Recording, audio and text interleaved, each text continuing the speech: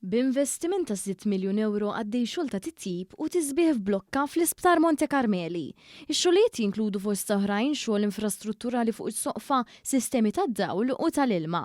Dan għaliex fost oħrajn is-sistemi tal-ilma u tad-dawl għadhom antiki u għalhekk jeħtieġ li jinbidlu b'sistemi moderni biex il-pazjent jgħix f'ambjent aktar komdu. L-investiment se jkun qed jagħmel tajjeb għal ħsarat kbar fis-soqfa ta' din il-blokka fejn insabu wkoll 20 saf ta' membrejn. Il-kap eżekuttiv tal-Fondazzjoni għas-Servizzi Mediċi Carmen Ċantar spjegat li x-xogħlijiet fuq dan il-blokk bdew is-sena l-oħra u qed jitkomplew f'fażijiet differenti. Hija spjegat li l-blokka se tkun qed tilqa' madwar 52 pazjent. Fażi tal-istrutturar se tispiċċa sena d-dieħla, mbagħad minn dak il-ħin lil qudiem nibdew fl-installazzjoni ta' sistemi u anki fil-finishes.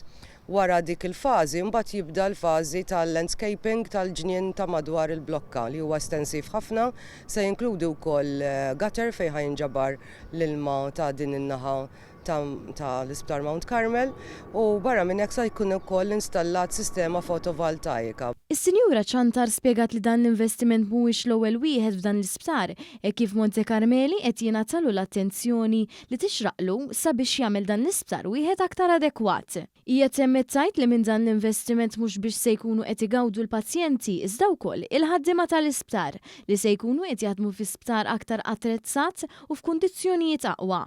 Barra minn hekk qed naħsbu wkoll biex fil-futur qrib nibdew ukoll il-proġett ta' ġnien li hemm viċin ħafna tal-YPU li hija binja fejn jiġu jingħataw trattament pazjenti iktar żgħażagħ u hemmhekk se jsir kumpless ta' erja rekreattiva importanti ħafna u ovvjament li jagħti ukoll żvok lil dawn il-pazjenti. Dan l-investiment huwa parti mill-politika tal-Gvern li hija definita bi pjan ta' 10 snin fejn is-servizzi tas-saħħa mentali ma jingħatax biss ġewwa dan l-isptar imma anke fil-komunità.